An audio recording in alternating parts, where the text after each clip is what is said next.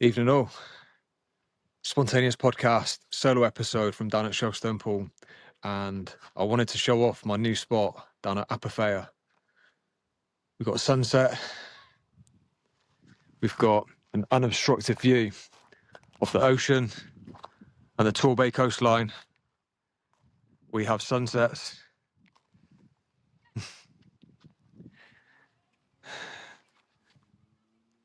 And this place is coming back to life as we speak. And it's amazing to think that I've created this life for myself. I cannot believe it. Every day at the moment I'm waking up and I'm coming down to this place. And I just feel so grateful. It's actually hard to put into words how it feels and how that compares to how I felt for so many years, living a life out of alignment. Don't get me wrong, there were times where the job was good and the people I worked with were absolutely fantastic and I had some great memories. And I probably wouldn't actually change any of it because it's maybe who I am now, which I know, but doing something completely different and in my local hometown, in the community, completely purpose-driven, it's unbelievable. I look at this place.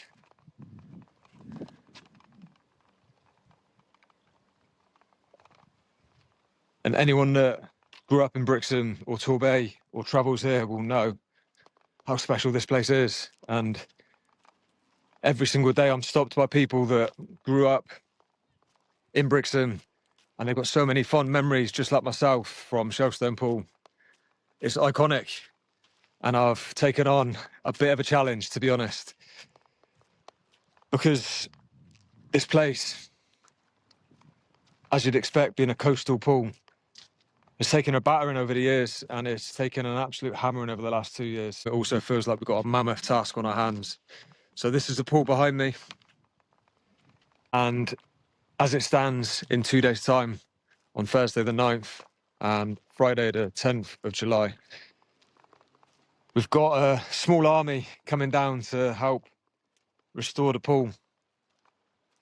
It's been absolutely incredible to see the kindness and generosity of local businesses and the local community. I've been inundated by people offering up their services, and I can't wait. Some special people have come good, and what felt like an impossible task this time last week is actually shaping up to be achievable. We have got huge potholes on this deck. We've got chunks of wall missing, chunks of poolside missing. We've got a lot of painting to do, a lot of jet washing, a lot of sweeping. But we're going to get it done. I have no doubt. And it's exciting to think what we can do in just 2 days. And the motivation I have is that I want this place buzzing again for the summer.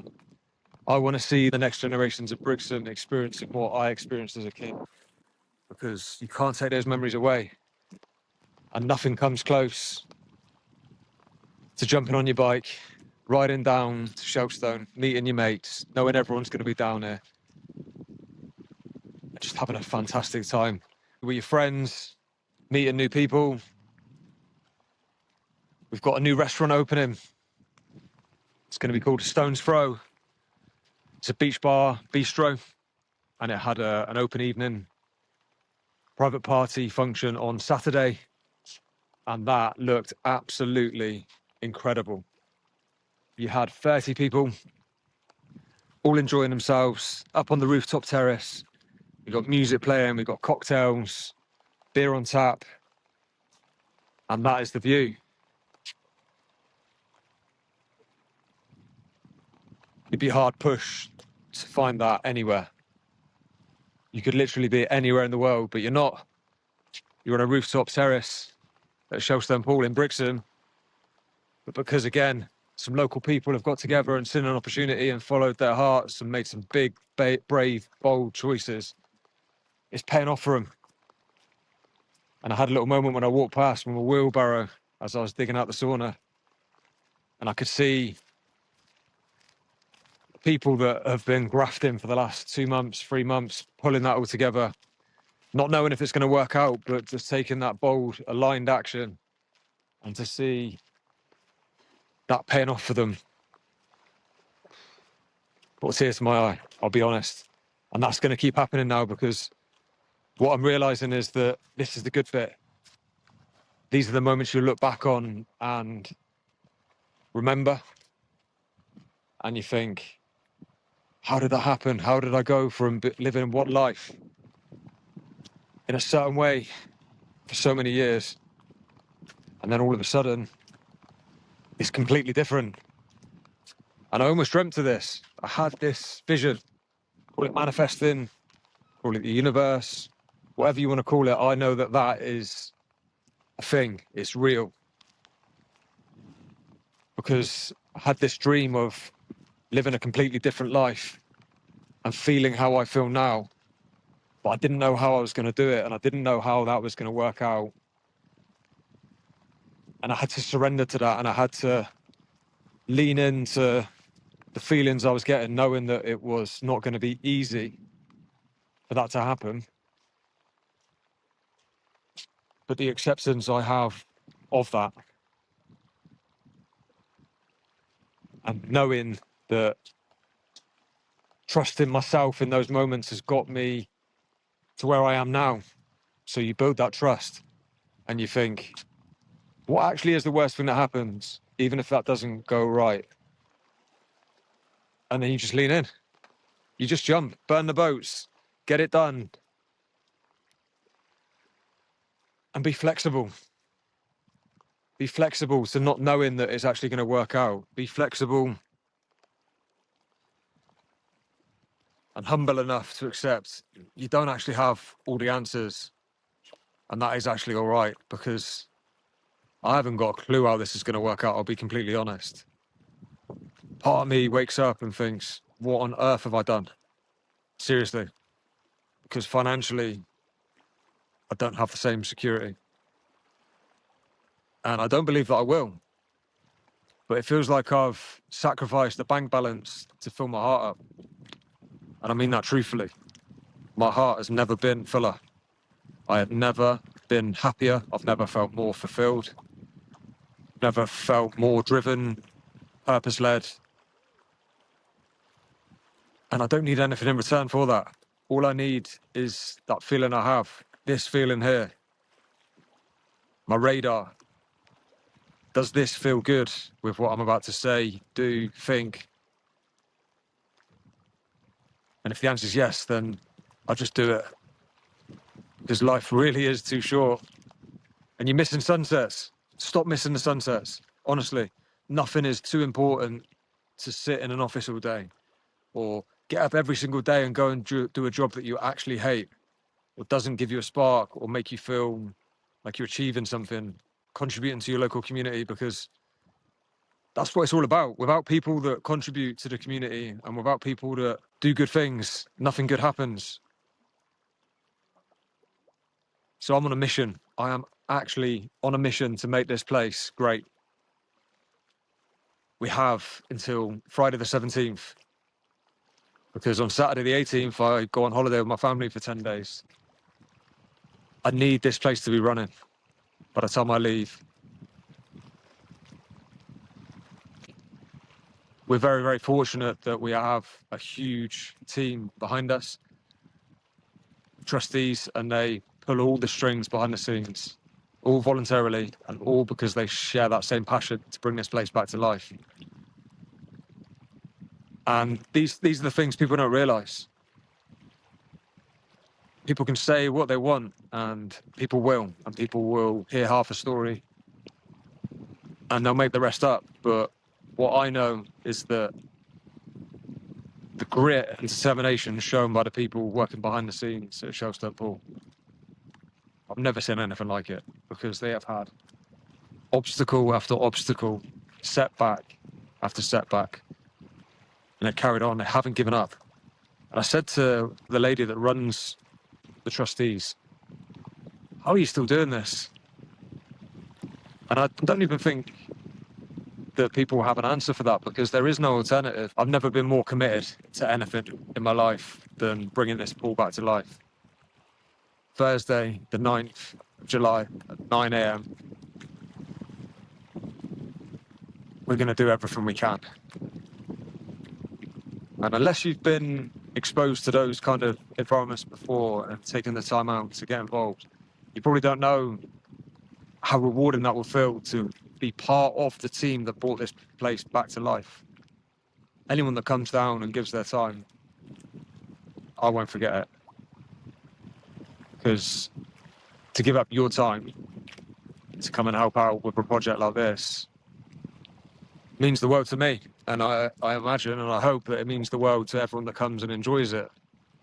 Because a lot of people take a lot of things for granted, and I certainly don't now, because I know what it takes.